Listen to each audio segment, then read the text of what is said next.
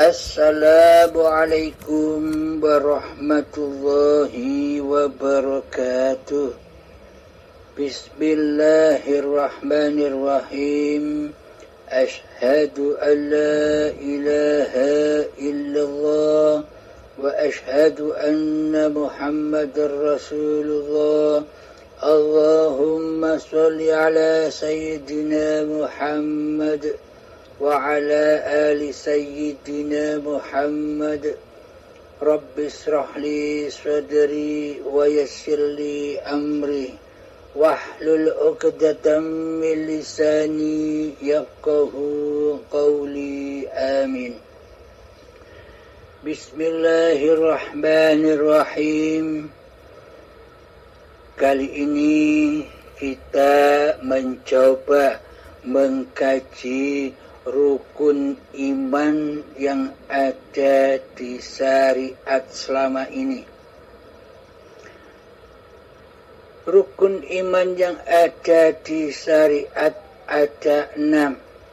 1. Iman kepada Allah. 2. Iman kepada malaikat Allah. 3. Iman kepada kitab-kitab Allah. 4. Beriman kepada para rasul. 5. Beriman kepada hari akhir. Dan 6. Beriman kepada qada dan qadar. Perlu kita ketahui, perlu kita fahami bersama bahwa sesungguhnya rukun iman yang 6 yang selama ini kita fahami, kita imani, seluruhnya ke-6 rukun itu imannya tertuju hanya kepada makhluk. Semuanya berbau makhluk. Yang pertama, iman kepada Allah. Selama ini kita iman kepada Allah hanya sebatas nama. Nama Allah. Nama Allah itu bisa ditulis, bisa dibuat kaligrafi, bisa dilihat. Inilah iman kita selama ini. Iman kepada Allahnya masih iman kepada nama Allah, bukan kepada pemilik nama Allah. Ini nama Allah itu makhluk. Yang kedua, beriman kepada malaikat-malaikat Allah. Malaikat itu yang makhluk. Yang ketiga, beriman kepada kitab-kitab Allah. Kitab Allah itu juga makhluk. Yang keempat, kita beriman kepada para rasul. Rasul juga makhluk. Yang kelima, beriman kepada hari akhir. Hari akhir juga makhluk. Yang keenam, kita beriman kepada qada dan qadar. Qada dan qadar pun juga makhluk. Jadi selama ini tanpa kita sadari, iman kita masih iman kepada makhluk. Karena apa? Karena tidak sadar, dengan tidak sadar selama ini kitalah yang jadi Tuhan.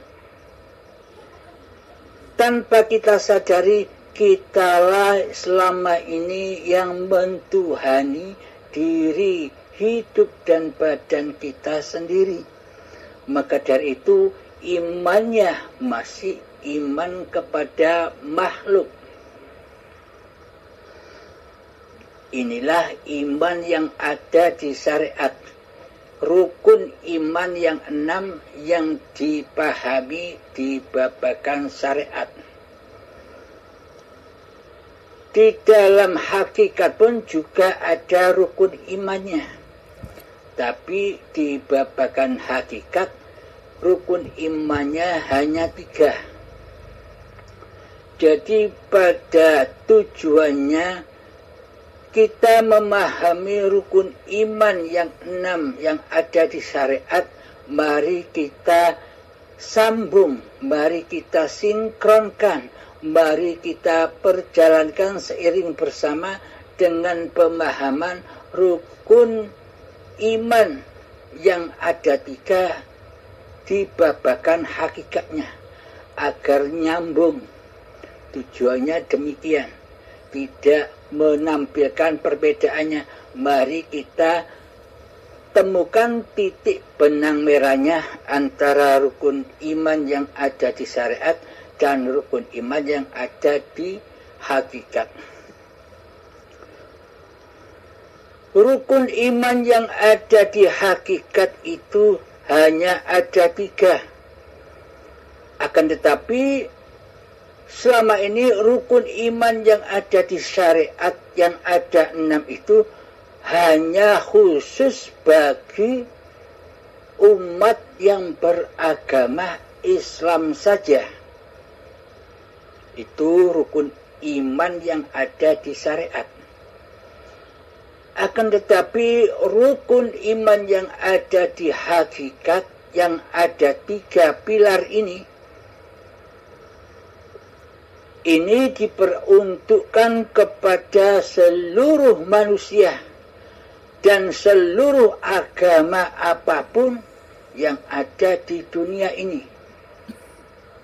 Jadi rukun iman yang 3 butir secara hakikatnya ini diperuntukkan kepada seluruh manusia tanpa membedakan agamanya. Inilah bukti ayatnya Allah yang menunjukkan hakikat rukun iman itu ada 3. Di dalam surat Al-Baqarah ayat 62. A'udzu billahi minasyaitonir rajim. Bismillahirrahmanirrahim. إن الذين آمنوا والذين هادوا والنصارى والصابئين من آمن بالله واليوم الآخر وعمل صالحا فلهم أجرهم عند ربهم ولا خوف عليهم ولا هم يحزنون. Artinya, sesungguhnya orang-orang mukmin, orang-orang Yahudi, orang-orang Nasrani, dan orang-orang Sabi'in, siapa saja di antara mereka yang benar-benar iman kepada Allah, hari kemudian, dan beramal soleh, maka akan menerima pahala dari Tuhan mereka, dan tidak ada kekhawatiran kepada mereka, dan tidak pula mereka bersedih hati. Al-Baqarah ayat 62. Shadaqallahul azim. Inilah rukun iman secara hakikatnya yang saya maksud di atas, yakni ada 3. Barang siapa, baik orang-orang mukmin, orang-orang Yahudi, orang-orang Nasrani, dan orang-orang Sabi'in, dan siapapun orangnya, bila mereka benar-benar iman kepada Allah, 1. Yang kedua, beriman kepada hari kemudian. Yang ketiga, beramal soleh. Jadi 3 pilar pokok iman kepada Allah secara hakikatnya itu adalah 1. Iman kepada Allah, 2. Iman kepada hari kemudian, dan 3. Beramal soleh. Maka bila manusia mempraktekkan, mengaplikasikan hati, memegang 3 pilar pokok rukun iman ini, maka merekalah yang sesungguhnya Islam di sisi Allah. Bagaimana mungkin tidak dianggap Islam meskipun orang Yahudi, orang Nasrani, orang Sabi'in, dan siapapun, bila memegang 3 pilar pokok iman ini, maka mereka akan mendapatkan pahala dari sisi Tuhannya. Dan mereka tidak akan bersedih hatinya. Ini maknanya hatinya sudah Islam di sisi Allah, meskipun agama-agama badaniyahnya bukan beragama simbol Islam. Ini maksudnya. Jadi meskipun agama kita Islam, akan tetapi bila kita tidak memegang hakikat rukun iman yang ada 3 ini, maka di sisi Allah kita belum Islam.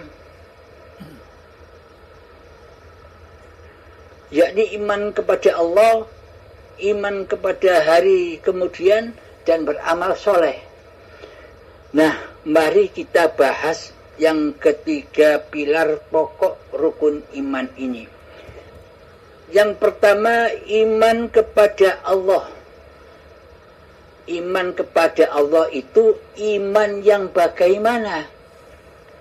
Sedangkan iman kepada Allah itu di tatanan syariat hanya iman kepada sebuah nama Allah saja, bukan iman kepada pemilik nama Allah, bukan iman kepada pemilik zat yang mentuhani nama Allah itu. Siapakah Allah itu? Siapakah Tuhan itu? Siapakah pencipta alam ini? Di dalam Surat Kursi sudah seringkali saya sebutkan siapa sejatinya Allah itu. Bismillahirrahmanirrahim. Allahu la ilaha illa huwal hayyul qayyum. Allah, tiada ilah, tiada Tuhan yang berhak disembah kecuali Dialah hidup yang kekal, yang hidup terus-menerus menghidupi seluruh ciptaannya. Jadi hidup inilah zat yang bernama Allah itu. Jadi hidup inilah Tuhan pencipta seluruh alam ini. Jadi hidup yang kita rasakan selama inilah Tuhan yang mentuhani badan-badan seluruh manusia. Jadi ketika kita masih menganggap, ketika kita masih mengaku-akui bahwa hidup ini, hidup manusianya, itulah yang disebut syirik, persekutuan, kufur di sisi Allah.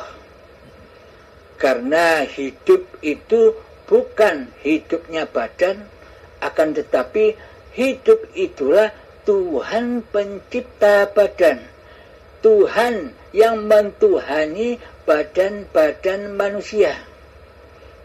Jadi untuk beriman kepada Allah adalah mengenal dulu siapa Allah. Awwaluddin ma'rifatullah. Barang siapa awal beragama, yaitu mengenal siapa zat yang bernama Allah.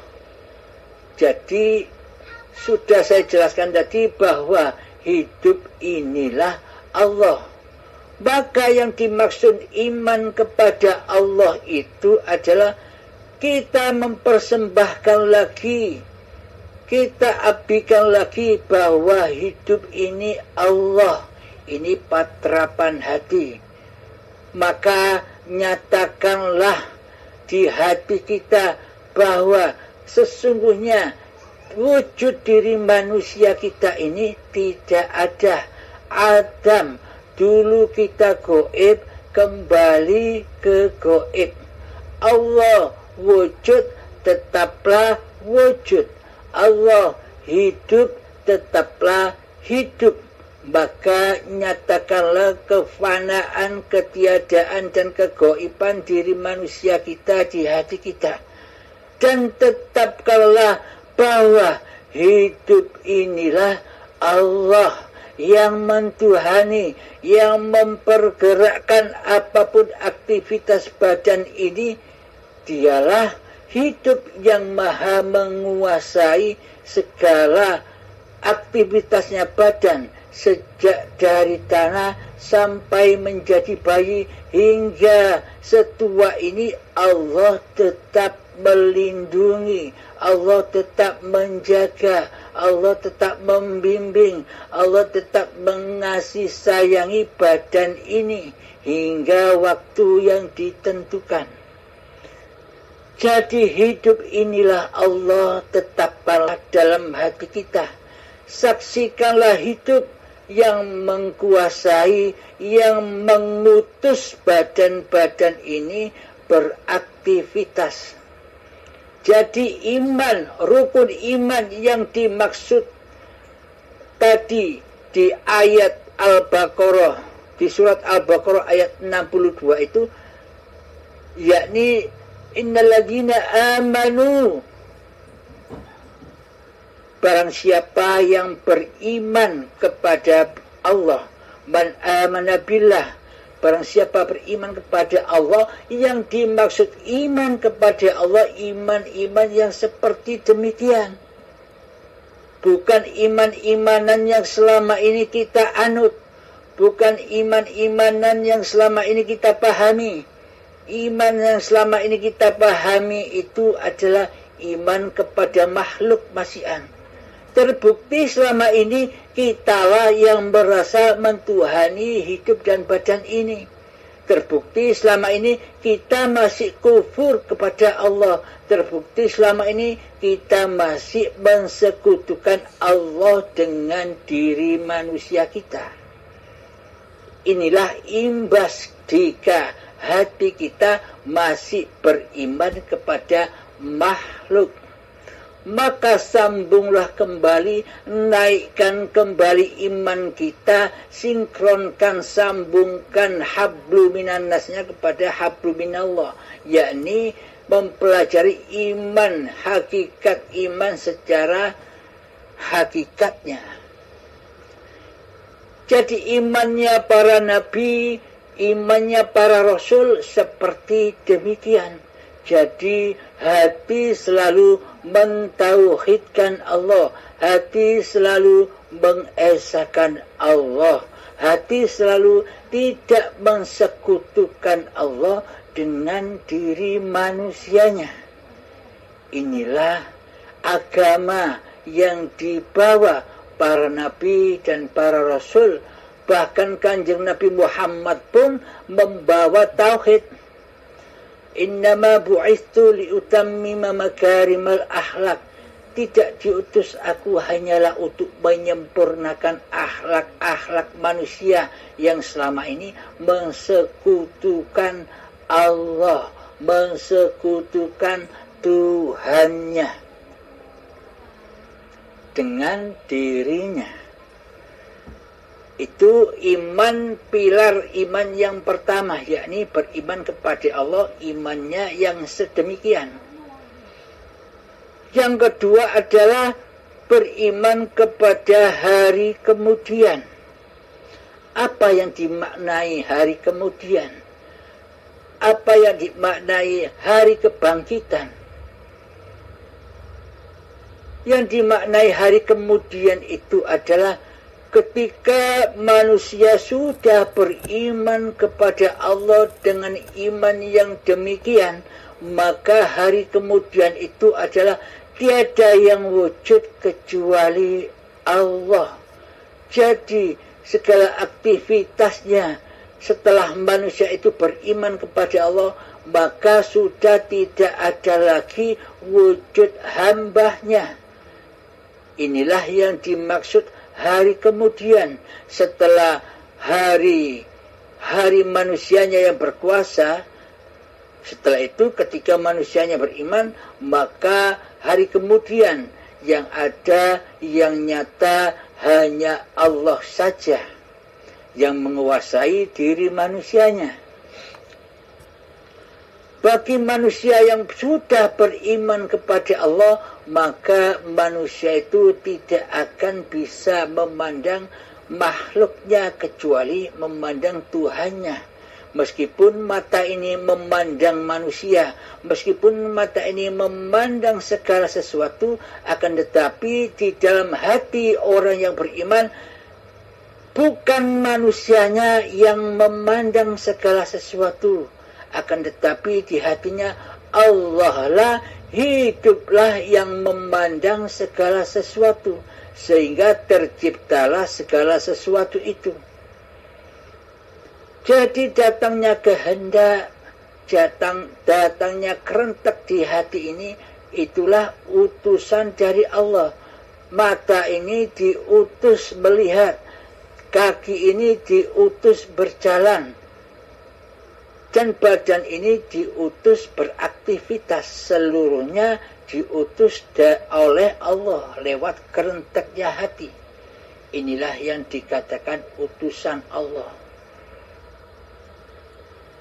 Jadi maknanya, bila iman kita sudah seperti hakikatnya iman seperti ini, maka itulah yang dimaknai syahadat, menyaksikan Tuhannya. Jadi yang dimaknai hari kemudian itu adalah di dalam hati sudah tidak ada manusianya sebagai penguasa yang mentuhani hidup dan badan ini. Yang ada hanya Allah. Setelah hancur lebur kiamat kediran manusianya, maka yang ada hanya Tuhannya, yang ada hanya Allah di hari kemudian. Itulah pilar iman yang kedua. Pilar iman yang ketiga menurut hakikatnya adalah beramal soleh. Apa maknanya beramal soleh? Apakah manusianya yang beramal soleh? Apakah manusianya yang beribadah? Apakah manusianya yang sholat?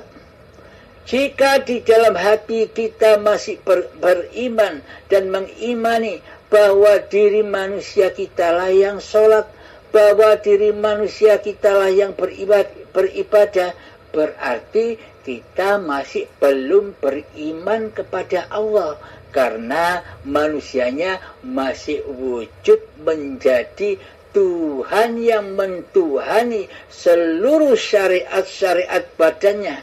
Diaku-akunya seluruh syariat badan ini sebagai syariat manusianya. Inilah yang disebut li nafsi. Jadi seluruh apa yang disyariatkan oleh manusia itu batal di sisi Tuhannya.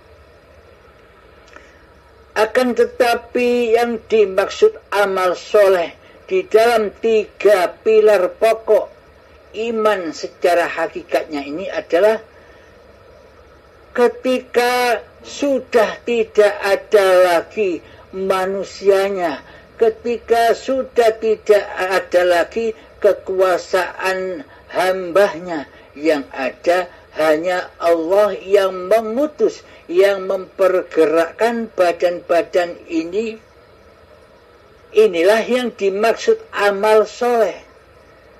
Badan ini sudah digerakkan Allah untuk sholat, badan ini sudah digerakkan Allah untuk beribadah, badan ini sudah digerakkan Allah naik motor, hati sudah memandang hiduplah yang menguasai segala tindak tanduknya badan. Inilah yang dimaksud amal soleh. Pasti diterima oleh Allah. Kenapa? Karena yang berbuat, yang beraf'al ya Allah sendiri. Inilah yang dimaksud amal soleh, yakni hati sudah lillahi ta'alanya yang wujud. Mana mungkin Allah tidak menerima amalnya sendiri. Mana mungkin Allah tidak menerima af'aliyahnya sendiri. Akan tetapi bila af'alnya masih diakui oleh manusia, maka seluruhnya sejak detik akil balik sampai setua ini, maka tak akan diterima oleh Allah. Karena apa? Yang beraf'al hambanya, yang menjadi Tuhan hambanya. Mana mungkin diterima oleh Allah, sedang hambanya tidak menyembah Allah selama ini. Jadi yang dimaksud amal soleh, amal yang diterima oleh Allah itu hati yang sudah lillahi ta'ala, hati yang sudah memegang 3 pokok pilar iman kepada Allah secara hakikatnya. 1, iman kepada Allah. 2, iman kepada hari kemudian. Dan 3, beramal soleh.